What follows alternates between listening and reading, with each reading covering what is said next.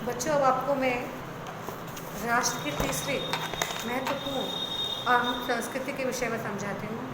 अब तक आपने राष्ट्र के दोनों अंगों भूमि और जन के विषय में समझा, अब आप संस्कृति के विषय में समझें। लेखक कहना ये चाहते हैं कि राष्ट्र का तीसरा और सर्वाधिक महत्वपूर्ण अंग है संस्कृति। युगों युगों से मनुष्य ने जिस सभ्यता को विकसित किया है, जो उसकी जीवन की आस है, सांस है, प्रश्वास है, वो संस्कृति कहलाती है। बिना संस्कृति के मनुष्य की जीने की जो कल्पना है वो कबंध मात्र है। अर्थात जिस प्रकार बिना सर के धड़ निर्जीव होता है, उसी प्रकार बिना संस्कृति के मनुष्य का जो जीवन है वो निर्जीव है, क्योंकि संस्कृति ही मनुष्य को सोचने और विचारने की क्षमता प्रदान करती है। तो संस्कृति के विकास और उसके अभ्युदय के ही द्वारा हमारे राष्ट्र की वृद्धि संभव हो सकती है। राष्ट्र के समन्वित स्वरूप के लिए भूमि और मनुष्य के साथ साथ संस्कृति का महत्वपूर्ण स्थान है। यदि भूमि और मनुष्य को उसकी संस्कृति से अलग कर दिया जाए तो ऐसी स्थिति में राष्ट्र का लोप होना निश्चित है, क्योंकि ये जो जीवन रूपी वृक्ष है, इस जीवन रूपी वृक्ष पर संस्कृति जो है उत्पन्न होने वाले पुष्प की भांति है। जैसे एक पुष्प वृक्ष पर उदित होता है और अपनी सुगंध और सौंदर्य से प्रत्येक जनमानस को मंत्रमुग्ध कर लेता है, उसी प्रकार की जो संस्कृति है वो अपने सौंदर्य और सुगंध से संपूर्ण संसार को प्रकाशमान कर देती है। लेखक कहना ही चाहते हैं कि ज्ञान और क्रम, इन दोनों के पारस्परिक प्रकाश की संज्ञा को हम संस्कृति कहकर संबोधित करते हैं। अब समझिए ज्ञान और क्रम क्या है। लेखक कहते हैं कि ज्ञान के क्षेत्र में हम जो कुछ भी मस्तिष्क में चिंतन करते हैं, मनन करते हैं, विचारते हैं, वो सब ज्ञान कहलाता है। और जब सोचे हुए को हम क्रियान्वित करते हैं, उसे यथार्थ के रूप में परिणत करते हैं, तो वो सब हमारा कर्म कहलाता है। तो इन ज्ञान और कर्म का जो समन्वित स्वरूप है वो हम संस्कृति के रूप में जानते हैं। तो इस संसार में, इस भारत भूमि पर बहुत सारे धर्म और जाति के व्यक्ति निवास करते हैं। सभी की अपनी अपनी जातिगत विशेषताएं हैं और जातिगत विशेषताओं से ही उनकी संस्कृति भी निर्मित होती है। तो इस दृष्टि से देखा जाए तो प्रत्येक जन की अपनी अपनी भावनाओं के अनुसार अपनी अलग ही संस्कृति है।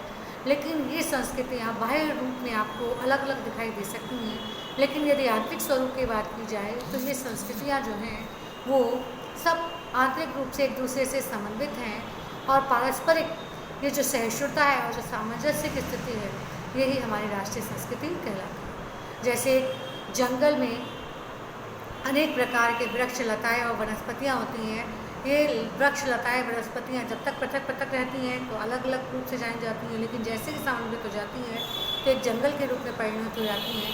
उसी प्रकार ये जो जातिगत भिन्नताओं से युक्त भिन्न भिन्न संस्कृतियाँ हैं, ये बाह्य स्वरूप में अलग अलग दिखाई देती हैं, लेकिन अगर आंतरिक रूप से उनका आंकलन किया जाए तो ये सभी राष्ट्रीय संस्कृति के रूप में हमारे सामने, जैसे विभिन्न नदियाँ समुद्र में मिलकर एकाकार हो जाती हैं, उसी प्रकार ये संस्कृतियाँ भी राष्ट्रीय रूप में जब अंतर्निहित हो जाती हैं तो राष्ट्रीय संस्कृति के रूप में सामने आती हैं। तो समन्वय युक्त जीवन ही किसी भी राष्ट्र का सुखदायी स्वरूप कहलाता है।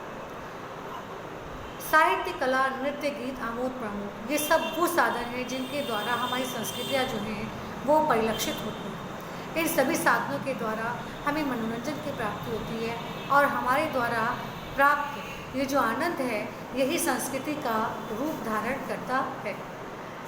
तो लेखक कहना ये चाहते हैं कि जैसे आपको भिन्न भिन्न पुष्प, भिन्न भिन्न मनके अलग अलग जब दिखाई देते हैं तो वो अपने अपने अलग अलग रूप में जाने जाते हैं, लेकिन जब उन्हें एक सूत्र में, एक धागे में पिरो दिया जाता है तो एक माला के रूप में वो हमारे सम्मुख आते हैं। उसी प्रकार भिन्न भिन्न लक्षणों से संयुक्त, जातिगत विशेषताओं से संयुक्त ये संस्कृतियाँ जब एक सूत्र में बन जाती हैं तो राष्ट्रीय संस्कृति के रूप में हमारे सामने आती हैं और हमें समन्वित रूप से आनंद प्रदान करती हैं।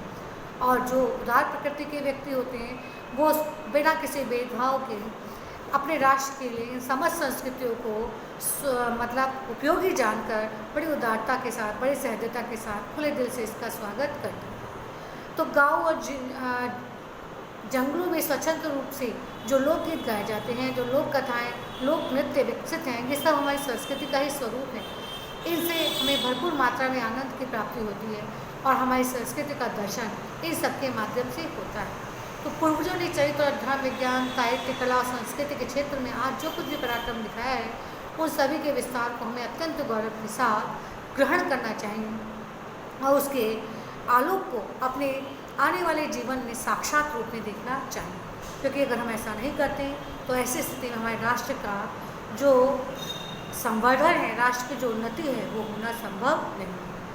क्योंकि अगर हम ऐसा करेंगे तो हमारे लिए हमारा अतीत जो है वो भार स्वरूप नहीं रह जाएगा। और जहाँ पर अतीत वर्तमान को जकड़े नहीं रहता है, हमारे लिए बोझ नहीं होता है, तो ऐसी स्थिति में हमारा वर्तमान हमारे लिए वरदान हो जाता है और वरदान होकर हमें पुष्ट करता है। और ऐसी स्थिति में हमें एक समग्र एक उन्नतशील राष्ट्र का स्वागत करने के लिए तत्पर रहना चाहिए।